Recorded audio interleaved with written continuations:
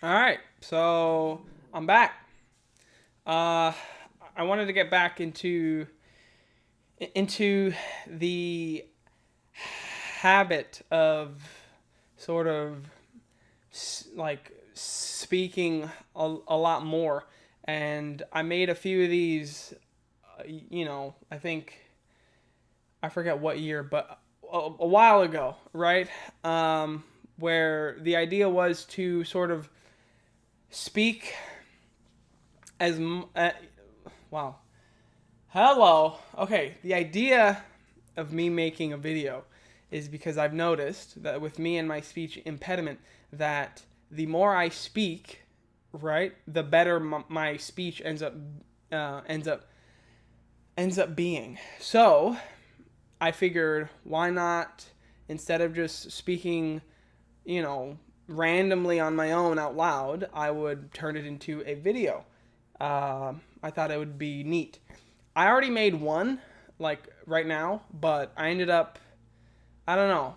I thought it was not so amazing. So I wanted to remake it and make it not as long because I think the that one I just made was like 19 minutes long. So I don't want it to be that long. With that being said, what I wanted to speak about today is a very specific thing that I experienced in middle school. Now, the main idea is that I've always had a hard uh, I can't say the word I want to say. It's always been rough for me to speak with people that I view as a figure of I can't say the word figure of authority. And I mean, this could be anybody. It could be a manager at my job. It could be parents. It could be teachers. It could be anybody. And for me, the big one was at school talking to any of my teachers. It was always a really it was a struggle. Um, and the thing is, though, leading up to middle school, I was always a kid that loved reading out loud, that loved um, meeting. I don't know the best way to explain it, but I loved to be able to. The word I want to say is not easy to say. I wanted to. Uh, oh man. Okay, basically, if I ever had a teacher that was amazing, that it showed, it was obvious that they loved being a teacher, and um they really tried really hard. I always felt like I needed to meet them in the middle and show them that I appreciate that they are trying really hard, and I want to show them that I can see it and I respect it, and I want to show that, hey, right, I want to show you that I that I like to, man, I can't say it. I like to I'm this is not easy. Okay, basically, I think you understand the idea, right? I always enjoyed like reading out loud and raising raising my hand and interacting with any of my teachers, because I mean I was really lucky in that I had a lot of great um, teachers. Like basically every year, I had a teacher that was like amazing, and so it always felt bad if I wasn't able to show them that, like, as a child in your room, right? I want to meet you in the middle and show you, hey, I can appreciate that you try really really hard. And basically, leading up to middle school, I would always raise my hand. I would always read out loud. I would always try to, in some way, participate and show my teacher that, hey, I like that you are trying really hard, and I want to show you that I love that, and I want to respect that, and show you that, hey, I'm here and I want to try as well. And basically, by the end of fifth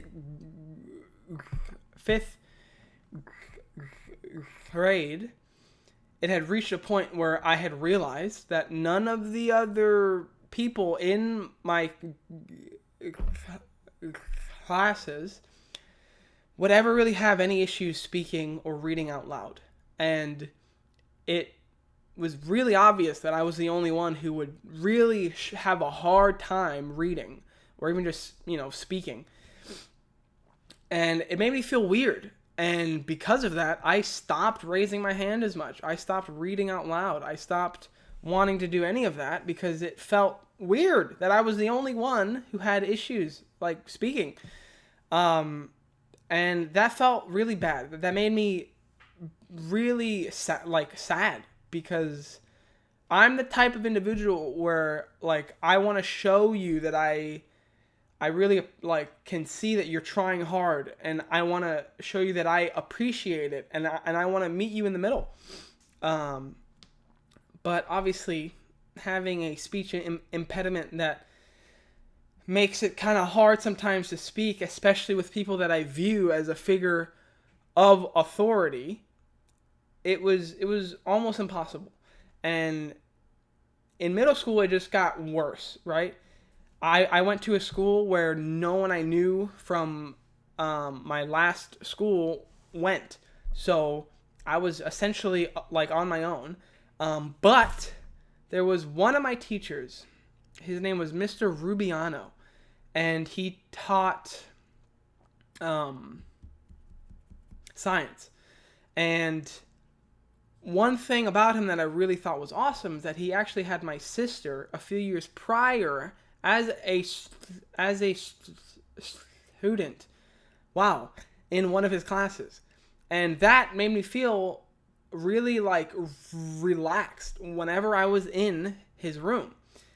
And it was awesome. And in general, Mr. Rubiano was awesome. He everyone liked him. He was amazing at his job. He was really cool. And about this was about a few months in that school year, right? And by this point, he and everyone else is aware of me and my speech impediment, because normally what I would do at the start of any school year, I would write on a piece of paper for all of my teachers and basically explain that, hey, I have a speech impediment, and generally that means that speaking out loud while I'm at school is challenging. And if you don't mind to not pick me to, say anything, right? Unless obviously if I raise my own hand, right? Wow. I did that to sort of ease my own anxiety, right? Because the worst thing for me was always the beginning of a school year where, okay, class, let's all, what'd you do last summer? And, I got to see Avengers, right? My name is Billy. It's that was horrible. I hated that. It was like a nightmare. So to avoid that, I would write on a paper, hey, for the love of everything, don't make me do this because I have a speech impediment. Anyway, right? Back in Mr. Rubiano, hi. So, there was a day where we were reading something, and, it was the thing where, as a class, we all read it. So one by one, we all read out loud. And Mr. Rubiano looked at me and said, hey, right? I know about you and your speech impediment. If you don't want to read, it's okay, but are you wanting to? And leading up to this moment, I was a kid that loved reading out loud. I always wanted to, oblige any of, like, if a teacher, especially one that I liked, wanted me to do anything, normally I'd be like, yes, absolutely, right? Because I want to show them that, that amount of, I can't even say it. I wanted to respect, and say, hey, I understand and I appreciate you. So yes, if you want me to read, dude, I'll read freaking 9 chapters in a row. Psh, easy. Obviously it wasn't, but the idea was in my head, right? And that's what I wanted to do. So when Mr. Rubiano was like, hey, do you want to read? In my mind, I was like, yes.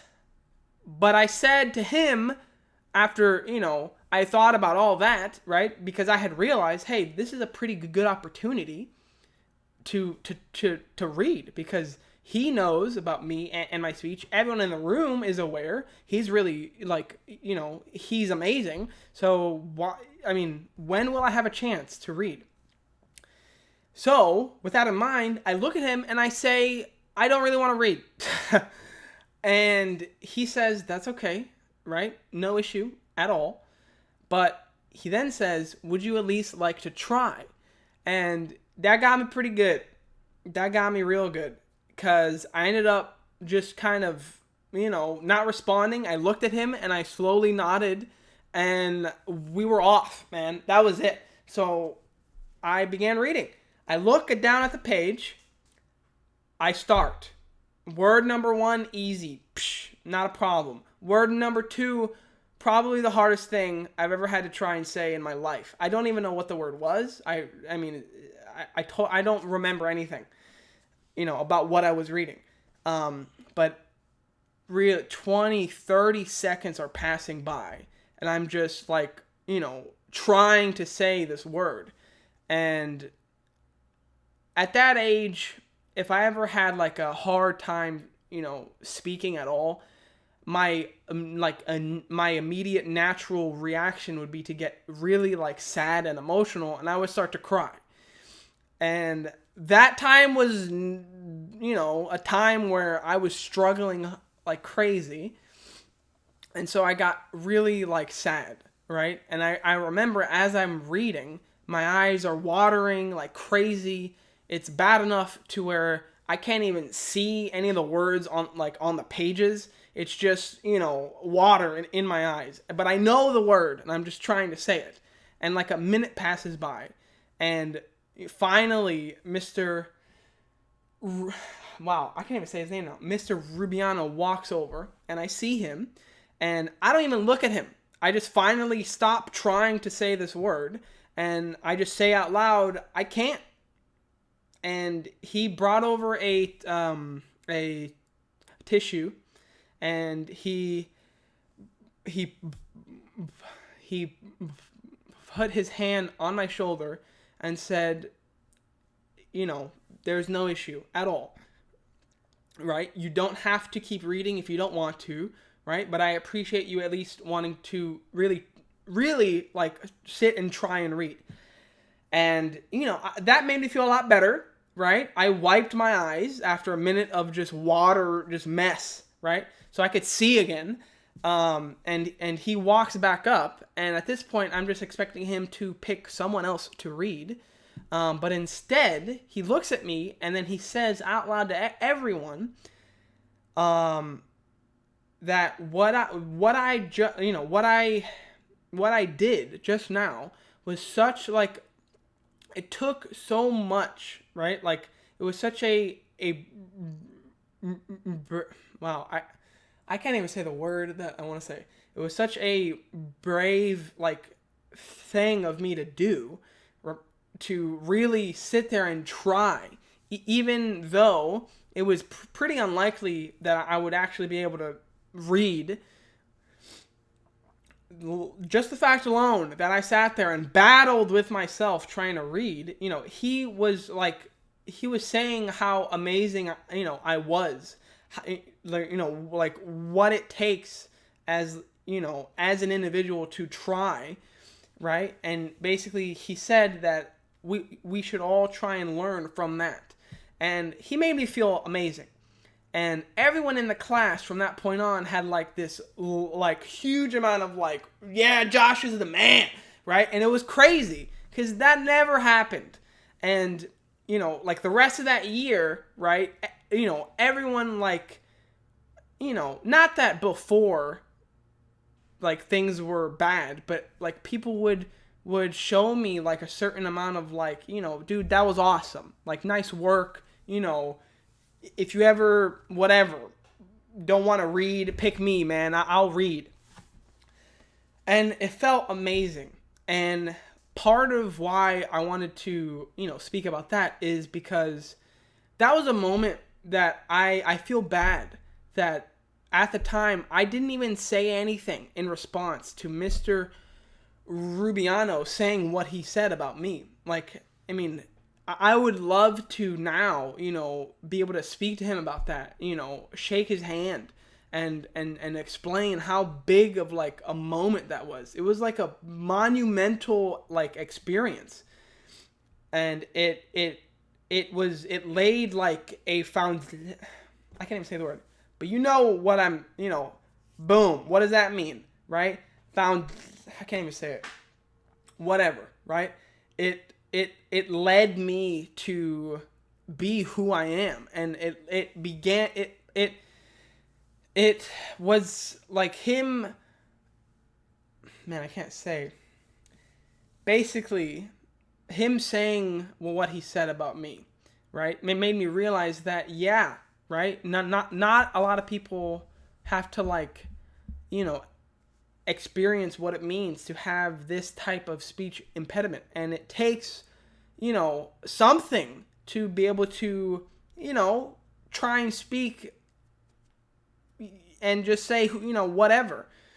And that was something I really needed to learn, because at the time I was super sad about the fact that it was hard for me to speak, whereas for most other people it's a very natural, it's something that they don't have to really try too hard to be able to do. But for me, anytime I open my mouth, like every like, like piece of me has to like, okay, Josh is speaking, right? Like all mental power needs to like move just so I can speak, right? It's not always that bad, but I mean, it takes a little more out of me to speak. And he showed me that, hey, don't feel bad about it. Realize that the fact that you try to speak and, now, I mean, don't have as many issues speaking, feel amazing about, the fact that it doesn't matter, right? You are you, and the fact that you battle it and don't allow it to beat you is what matters. And that was something that, I don't know, it meant a lot to me. And yeah, wow, it's been 18 minutes. Okay. If you're actually, watching this until the end, I appreciate it. Chances are, if you're watching this, I know you. So, hey, appreciate it, man. I don't know if I'm gonna put this, actually like online. I might, but I think I'm gonna try to, make more of these just for myself, just to practice really speaking every day, because I can already tell that me speaking now is what like. It's just, I mean, obviously, I have still some issues, speaking right now. But me speaking now compared to at the beginning of this video, it's probably a lot better and a lot smoother. So, yeah, I appreciate you watching. I don't know how to end this, so I'm just going, yeah, okay, goodbye.